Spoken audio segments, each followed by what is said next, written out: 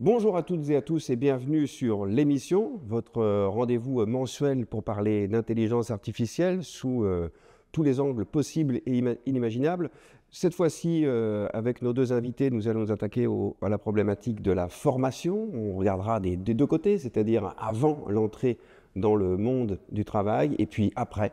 Une fois qu'on est actif dans une activité professionnelle, comment est-ce qu'on se met à jour, comment est-ce qu'on fait...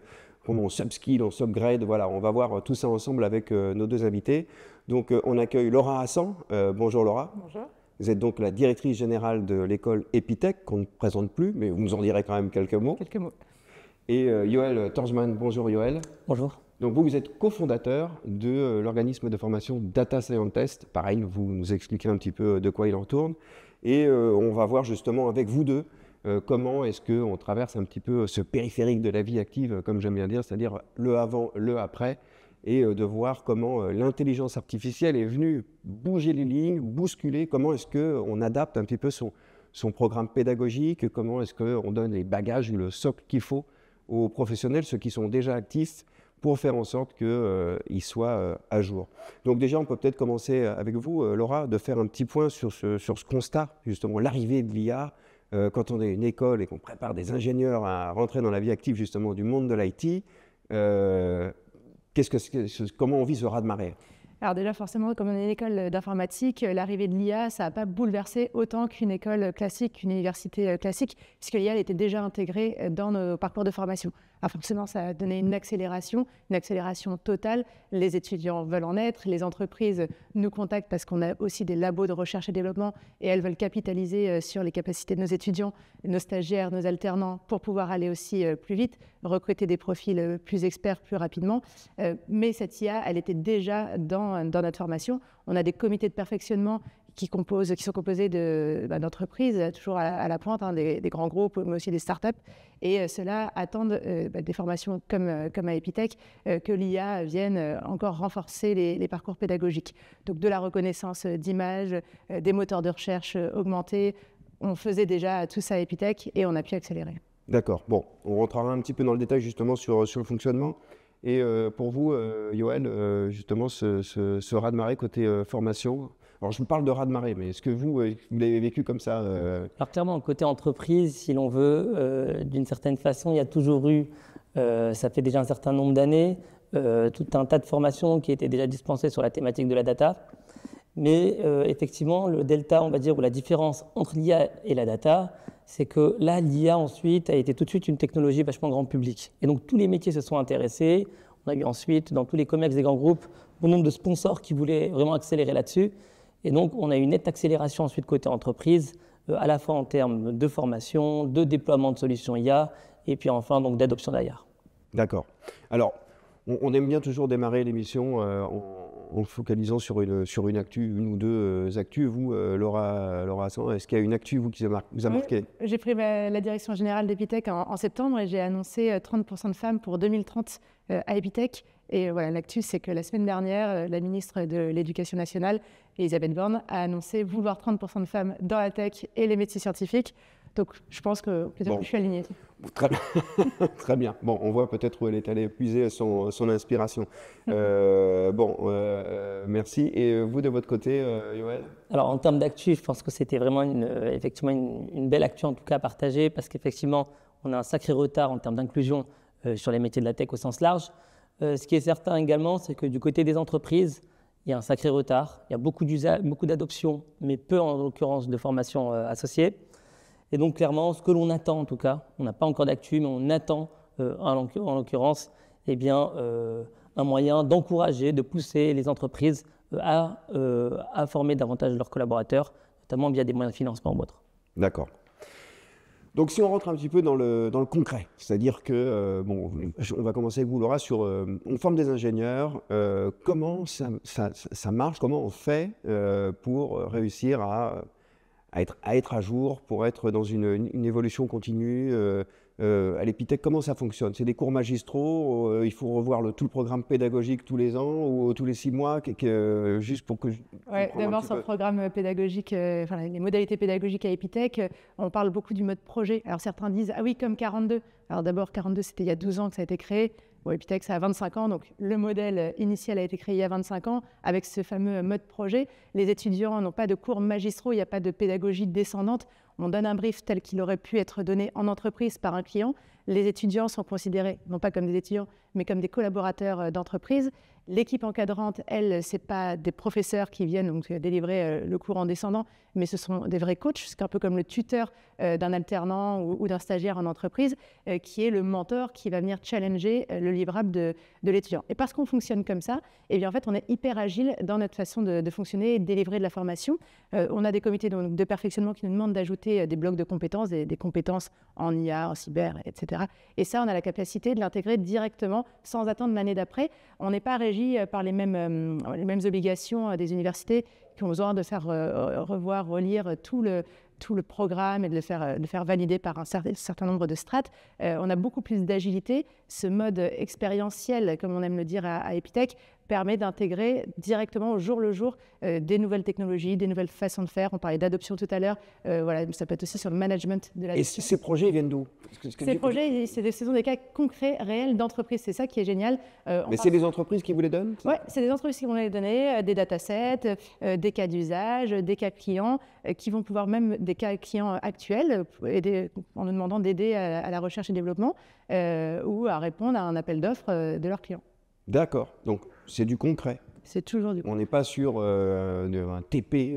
Non, exactement. Il n'y a pas un polycopier. Non, il n'y a pas de. Alors, dans les formations avant bac, on voit ça des fois des TP qui précèdent après le cours. Non, c'est même pas ça. C'est un cas concret. Vous avez 3 semaines, vous avez 5 semaines pour délivrer.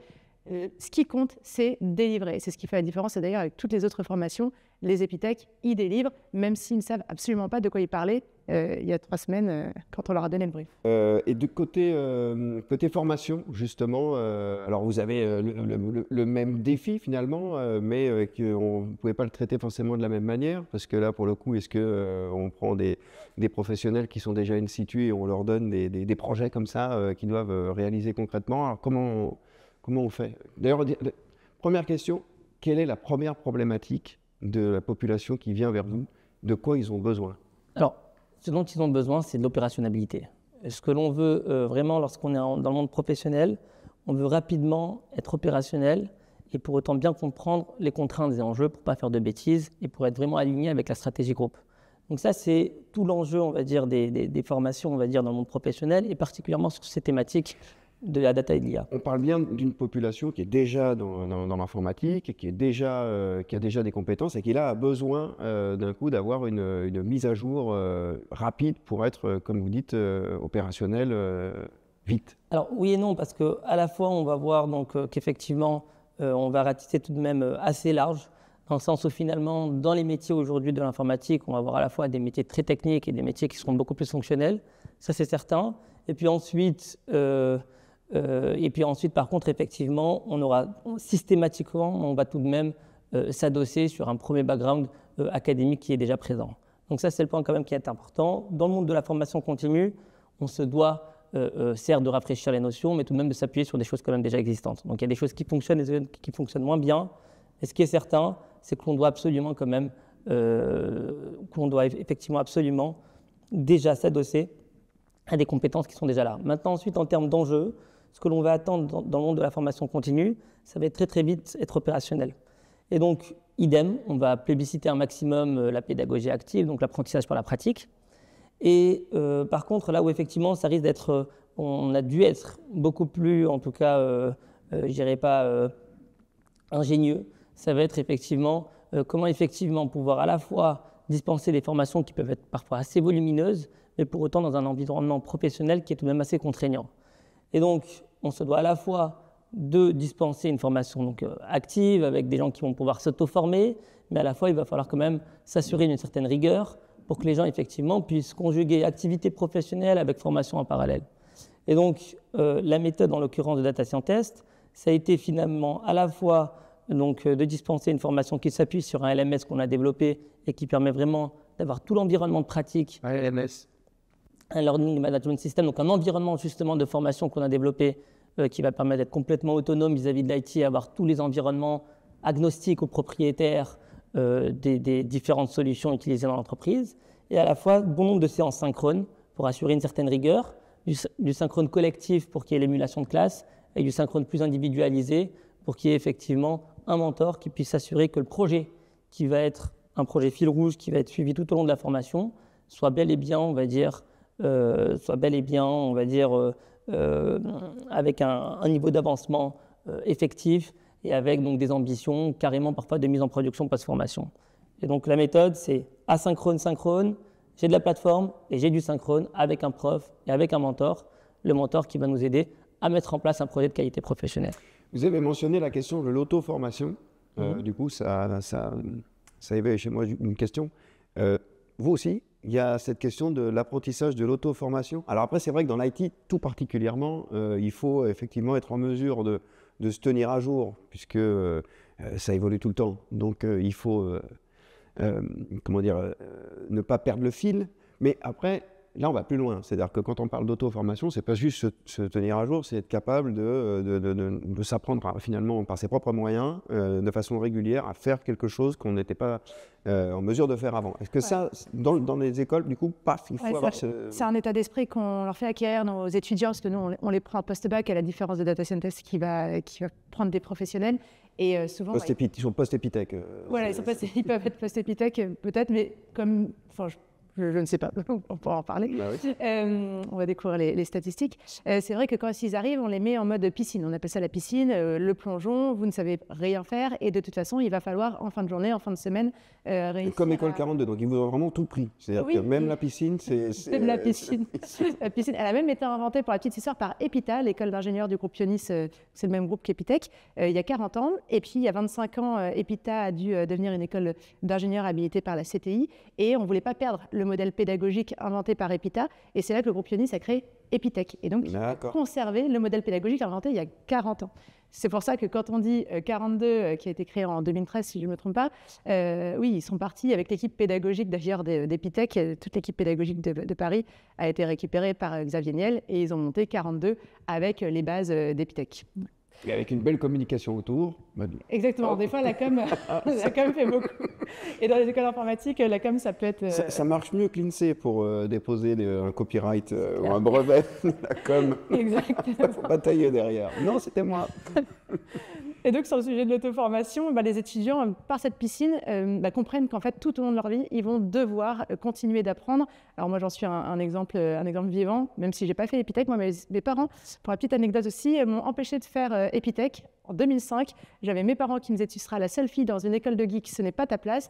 Et j'avais mes professeurs principaux, j'étais dans un très très bon lycée de la région parisienne, qui me disaient « D'ici 2010, l'informatique, c'est terminé ».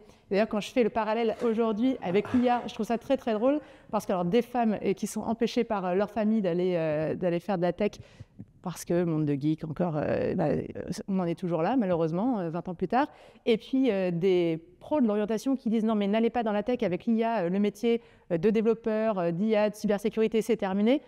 Finalement, ça se reproduit. Donc, je trouve ça très drôle. Oui, c'est vrai que les oracles de l'avenir de l'IT, c'est une vision très, très, très comique. Hein. Exactement. Mais du coup, je suis restée en auto-formation toute ma vie, puisque aujourd'hui, je ne développe pas, je code pas aussi bien qu'un Epitech. Mais par contre, en auto-formation, j'ai pu m'initier, et plus que m'initier, puisque je développe avec les enfants. On a quand même un dirigeant de Microsoft, on n'a pas besoin de citer qui, tout le monde le reconnaîtra, qui n'a jamais cru en Internet. Et l'Internet, ça ne marchera pas. C'est très bien, merci pour cette précision. Et alors, l'auto-formation, on reviendra quand même dessus. Comment est-ce qu'on donne qu'est-ce qu'on donne comme outil pour apprendre à s'auto-former, autre que se tenir à jour? C'est-à-dire que c'est... par exemple, sur un parcours, on va dire, c'est pas une formation qui va durer juste 2 semaines ou 3 semaines, c'est une formation qui va s'étaler sur l'année, où vous allez venir, je sais pas, moins 5-6 fois, et entre-temps, vous allez devoir vous-même pratiquer. Est-ce qu'on a ces espèces de nouvelles modalités Effectivement. Donc, nous, systématiquement, les formations sont découpées en sprints. Les sprints sont composés systématiquement de modules d'auto-formation, coachée, de façon à ce que s'ils aient une question ou autre, on puisse y répondre. Et à la fois, durant ces sprints, il va y avoir à la fois des rendez-vous collectifs et des rendez-vous plus individualisés. Ce qui est important dans le monde professionnel, c'est que toutes les notions, tout le matériel pédago, ainsi de suite, qui serait nécessaire, on va dire, à la formation, puisse être centralisé dans une même plateforme. Et ça, effectivement, c'est tout l'enjeu, effectivement, de Data Scientist. Alors, je le disais tout à l'heure, effectivement, je m'avançais un peu quand je disais post-épithèque, mais est-ce que dans votre population, justement, vous avez des ingénieurs qui ont été diplômés il y a 10-15 ans, par exemple? Alors, l'épithèque, pas forcément, parce qu'il n'y a pas que cette école, on en a d'autres, on les a mentionnées, mais pas toutes. Mais est-ce que, justement, il y a des ingénieurs qui viennent pour s'upgrader, se mettre à jour et avoir justement ces petits outils d'auto-formation là pour aller un petit peu plus vite? Parfaitement. On a vraiment, aujourd'hui, Data Scientist, c'est plus de 10 000 alumni, donc on a un panel de formés qui est extrêmement important. Pour vous donner un ordre d'idée, Data Scientist, aujourd'hui, c'est quand même 150 collabs et aujourd'hui, pas moins de 30 millions de volume d'affaires, donc c'est tout de même une taille quand même assez conséquente. Aujourd'hui, on va vraiment voir tout type d'ingénieurs ou de profils scientifiques, des actuaires qu'on va former en banque assurance, des ingénieurs dans l'aéronautique que l'on va former chez Safran ou des ingénieurs dans l'automobile chez Stellantis, ainsi de suite. Donc vraiment tout un panel, on va dire, de profils avec un background technique qu'on va former régulièrement. Donc là, quand on parle de ce type de collab avec les entreprises, on est sur de la reconversion ou de l'upskill, On va voir en réalité deux cas ou deux possibilités d'une certaine façon. On va voir à la fois tout simplement parfois même des métiers qui vont évoluer au fur et à mesure du temps. Exemple, on a tous en tête les contrôleurs de gestion ou les analystes marketing qui aujourd'hui ne pratiquent plus leur métier de la même façon. Ce sont des métiers aujourd'hui qui ont été complètement disruptés, par la data et puis maintenant avec l'IA générative, il y a encore beaucoup plus de rupture et d'innovation à aller chercher. Donc on va avoir à la fois des métiers qui vont naturellement être modifiés, ou idem les actuaires. Et puis enfin, on va voir ensuite tout un tas de mobilités internes, des profils qui maintenant souhaitent capitaliser sur leurs connaissances métiers. Alors c'est sûr que d'un point de vue technique, ils vont être moins bons que des jeunes ingés, mais ils ont quand même toute la connaissance métier derrière. Ils connaissent bien l'entreprise, ils connaissent bien les systèmes d'information. Et là, dans le cadre de mobilité interne, ils vont pouvoir donc ensuite évoluer en tant que data scientist, data analyst, data engineer ou AI engineer dans telle ou telle entreprise.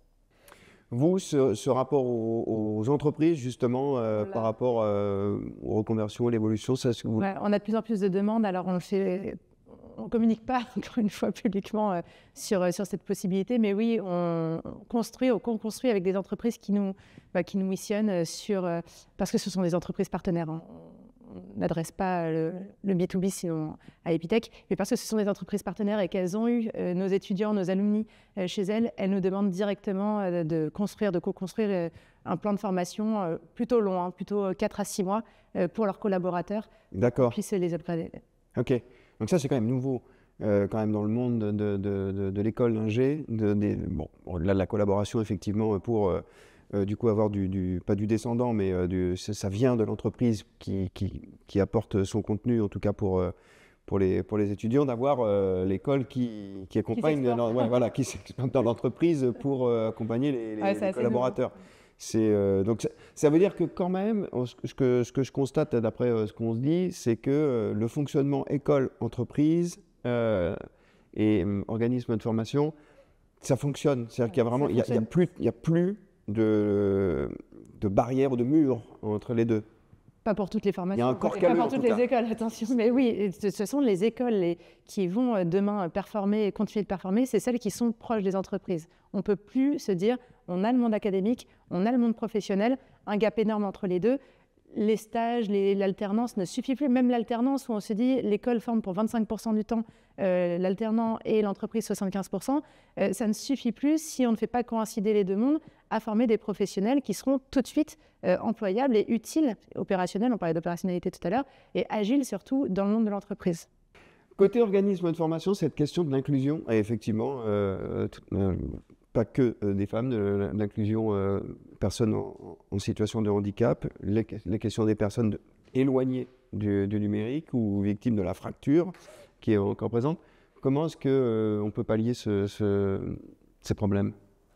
Alors, déjà, je salue avant toute chose donc, les initiatives de bon nombre d'entreprises, particulièrement celles du CAC 40, qui effectivement cherchent un maximum, on va dire, à créer ensuite de l'inclusion. Alors bien évidemment à leurs moyens, à leur niveau, parce qu'elles ne peuvent pas, on va dire, gommer les lacunes d'inclusion parfois dans la formation initiale, effectivement avec cet objectif de 30%, mais ensuite elles cherchent tout de même à corriger un maximum cela en entreprise. Et donc premier point, donc, ça va être, voilà, je prends l'exemple de Orange, qui dans le cadre de son Orange Campus Data IA, eh bien, a pu lancer bon nombre de cohortes entières, donc avec 50% de femmes et 50% d'hommes, donc avec une parité parfaite. Donc ça a nécessité quand même pas mal d'efforts parce que ça nécessite parfois, on va dire, pas mal de pré-work, pas mal de rappels qui vont permettre d'homogénéiser tout de même le niveau.